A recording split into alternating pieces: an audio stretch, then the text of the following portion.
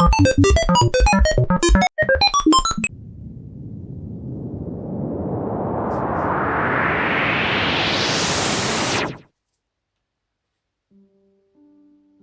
someone who has experienced seizures, the concept of simulation theory resonates with me on a profound level. Let me explain why, and also delve into what simulation theory is at its core. Firstly, simulation theory suggests that the reality we perceive is not the ultimate reality. Instead, it's an artificial simulation, akin to a computer program or a virtual reality game. At its most basic level, this theory posits that either future humans or another advanced civilization with immense computational power could simulate entire universes, including conscious beings like us. In this scenario, everything we experience would be a product of incredibly sophisticated algorithms and programming. Now, why does this make so much sense to me, especially in the context of seizures? When I suffer from a seizure, my perception of reality is drastically altered. The world can seem fragmented, time may distort, and my senses can deceive me. It's as if for a brief moment, the programming of my reality has glitches or bugs. These experiences have led me to question the solidity and the continuity of the reality I usually take for granted. These glitches are not unlike those you might find in a complex computer simulation.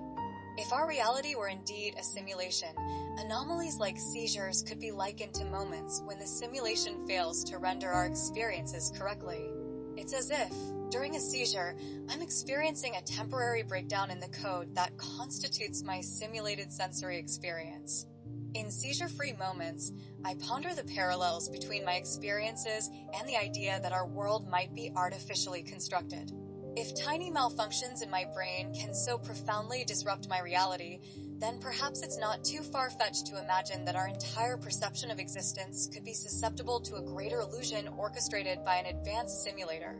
When I consider the beginning of this concept, the simulation theory roots back to philosophical inquiries about reality and perception. Philosophers have long questioned the nature of reality, most famously presented in René Descartes' skepticism and his proposition, cogito, ergo sum, I think, therefore I am. The theory gained traction in recent years with technological advancements in virtual reality and increased interest in the philosophical arguments put forward by people like Nick Bostrom, who formalized the simulation argument in 2003. Bostrom's simulation argument doesn't necessarily claim that we live in a simulation, but presents a trilemma. Either 1. All human-like civilizations in the universe go extinct before they are capable of creating reality-simulating technology. 2. If they do reach this level of technological maturity, none of them will be interested in running simulations of their evolutionary history. Or 3. We are almost certainly living in a simulation. My personal experiences with seizures don't provide evidence for the simulation theory, but they do enhance my empathy towards the concept. They serve as a reminder that the reality I experience is subject to change and can be more fragile and malleable than I usually acknowledge. This aligns with what simulation theory suggests about the nature of our existence, that what we perceive as real might be as transient and manipulable as the images on a screen, dependent on the whims of a programmer or the limitations of a system that, every now and then, reveals its underlying imperfections. If I were to provide a more concrete bridge between my personal experiences and the plausibility of simulation theory, I would point to the evolution of video games as a compelling piece of evidence. The rapid advancement of video game technology in the past few decades offers an illustrative example of how our own creations are inching closer to indistinguishable simulations of reality. When I was younger, video games were relatively simple in terms of graphics and physics. They were clearly artificial, with blocky graphics and limited interactivity. Fast forward to today, and the landscape of gaming has transformed dramatically. Modern video games boast hyper-realistic graphics, complex physics engines, and adaptive artificial intelligence that can challenge even the most astute players. Virtual reality systems can now immerse players in experiences that engage all the senses, creating worlds that feel tangible and coherent. The reason for this exponential improvement is twofold: advancements in hardware and software.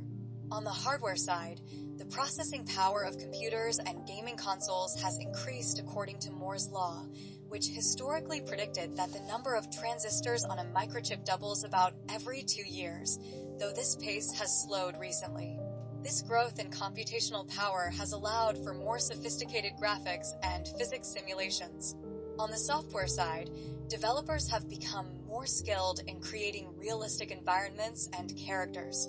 Techniques like photogrammetry, where real-world objects and environments are scanned into digital form, and procedural generation, where complex algorithms create expansive and detailed worlds, have contributed to the creation of game worlds that can rival reality in their depth and complexity. Why is this progression towards more realistic video games significant when considering simulation theory? It showcases our own drive to create simulations that are increasingly lifelike and convincing. If we look at the trajectory of technological improvement, it's reasonable to speculate that if this trend continues, future civilizations could develop simulations virtually indistinguishable from base reality. Hence, the simulation hypothesis gains a certain degree of plausibility when we consider our own technological aspirations and achievements.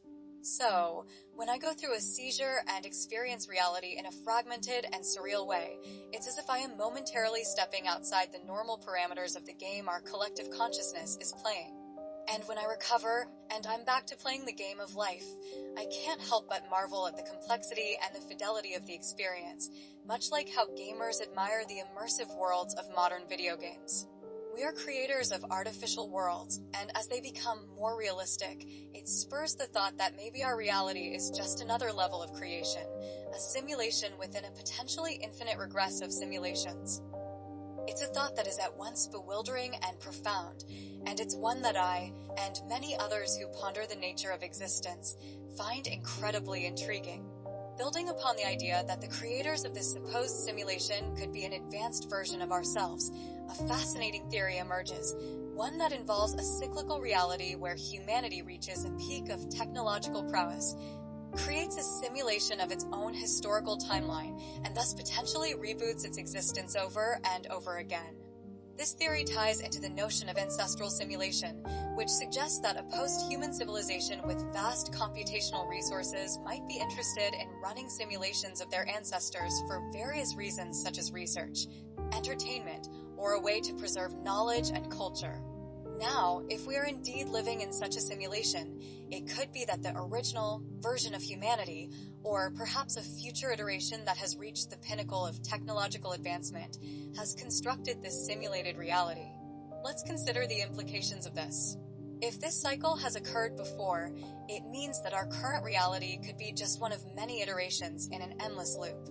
Each version of humanity, upon reaching a certain level of sophistication, might decide to simulate their history, potentially to understand their origins, to learn from past mistakes, or simply out of a desire to experience what life was like for their forebears. Here's where the concept becomes even more thought-provoking. If this cycle repeats itself, each simulated civilization might be unaware that they are not the first. Each believes itself to be the progenitor of the simulation until they too create their own and become the ancestors for the next. This cycle could potentially go on ad infinitum, creating layers upon layers of simulations, each one housing conscious beings pondering their existence and striving to recreate their universe in a digital form.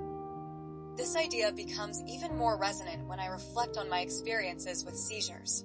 During such episodes, it feels as if I am momentarily disconnected from the script of this reality, and when I return to normalcy, I'm left with the haunting question: what if this, too, is just a layer in the grand stack of simulations?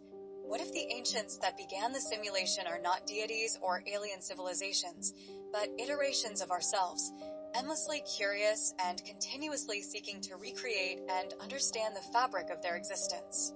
Moreover, this theory could offer a philosophical perspective on the nature of time and our place within it.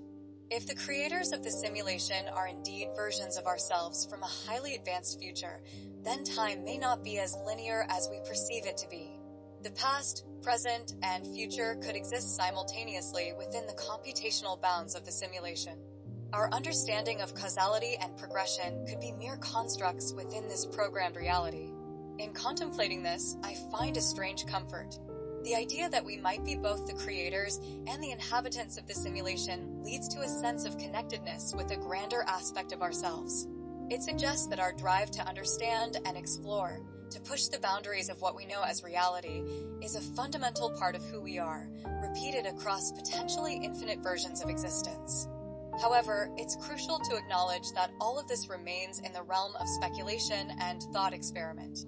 As of now, we lack the empirical evidence to support or refute the simulation theory, and it often straddles the line between science fiction and philosophical inquiry. Yet, it's these very questions about the nature of reality and our place within it that continue to inspire and drive both scientific investigation and philosophical debate.